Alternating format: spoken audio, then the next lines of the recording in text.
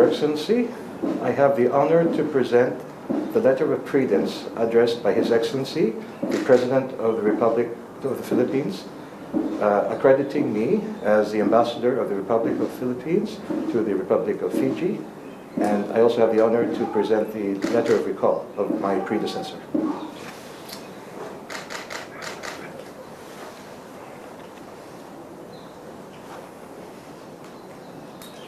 Your Excellency, I am very pleased to receive your credentials and let a recall of your predecessor. I welcome you most sincerely and warmly to the Republic of Fiji and wish you a very happy and successful mission. Please convey to His Excellency the President of the Republic of the Philippines and the people of the Republic of the Philippines our warmest wishes for their continued well-being, peace and prosperity. Thank you very much, sir.